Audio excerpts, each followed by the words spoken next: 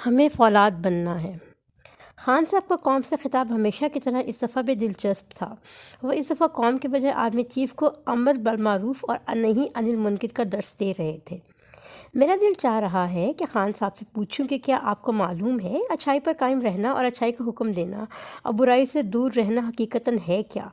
واقعی مسلمانوں کا فریضہ ہے کہ وہ اچھائی کا حکم دیں اور برائی سے روکیں، لیکن ہمارے موجودہ آرمی چیف عاصم منیر نے جب عمران خان وزیر اعظم تھے اس وقت اپنا فرض پورا کرتے ہوئے خان صاحب کو ان کی فیملی کی کرپشن کی واضح ثبوت فراہم کیے تھے۔ میرا خیال ہے کہ عاصم منیر صاحب بھی اس وقت یقین رکھتے تھے کہ صادق اور امین خان صاحب کو شاید اپنی اہلیہ کی کرپشن کے بارے میں علم ہی نہیں، اور وہ اپنا فریضہ ادا کرتے ہوئے ان کو آگاہ کرنا چاہتے تھے۔ تو کیا عاصم منیر صاحب اس وقت امر بالمعروف و نہی عن المنکر پر قائم نہیں تھے؟ اس وقت کے طاقتور انسان کے سامنے عاصم منیر صاحب نے سچ پیش کر دیا بغیر کسی خوف کے، اور اس کا خمیازہ پھر بھگتا کہ ان کو ان کے عہدوں سے ہٹا دیا گیا۔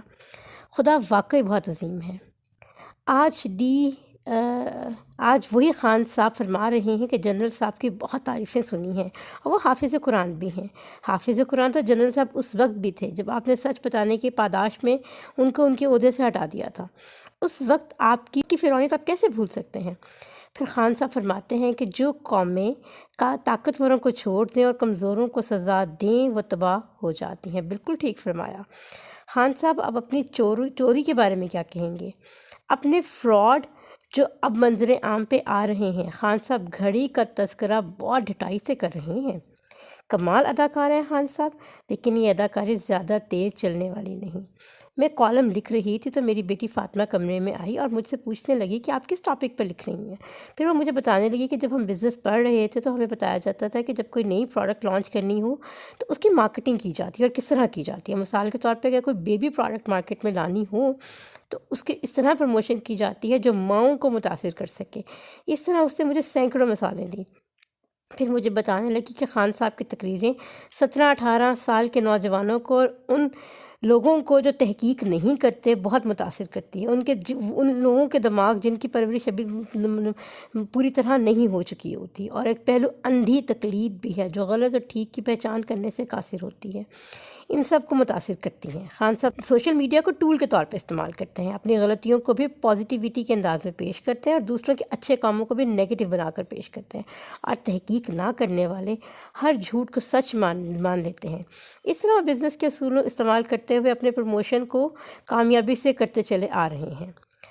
امر بالمعروف و نہی عن المنکر پر عمل کرنے کے لیے بہت دل گردے کی ضرورت ہے، فولاد کی طرح مضبوط ہونا پڑتا ہے، اپنی غلطیوں کو تسلیم کرنا پڑتا ہے۔ ڈیلی میل نے وزیر اعظم صاحب سے معافی تو مانگ لی، وزیر اعظم صاحب تو سرخرو ٹھہر گئے، لیکن اس سارے چکر میں ہم غریبوں کا جو پیسہ استعمال ہوا اس پر خان صاحب کو قوم سے معافی مانگنی چاہیے، لیکن خان صاحب تو غلطی سے مبرہ انسان ہیں۔ پھر کہوں گی کہ غلطی تسلیم کرنے کے لیے فولاد بننا پڑتا ہے۔ علامہ اقبال کی موسولینی سے ملاقات ہوئی تو انہوں نے علامہ اقبال سے کہا کہ میں سمجھتا ہوں کہ اس دور میں ہی who had steel has bread، لیکن اگر جس کے پاس فولاد ہو اس کے پاس روٹی بھی ہوتی ہے۔ علامہ اقبال نے اس میں تبدیلی کرتے ہوئے کہا he who is steel has everything، یعنی جو خود فولاد ہے اس کے پاس سب کچھ ہے۔ اس واقعے کا ذکر اقبال نے خطبہ صدارت مورخہ 21 مارچ 1922 کو کہا تھا۔ ہمیں اس ملک کو بہت آگے لے کر جانے کے لیے فولاد بننا پڑے گا۔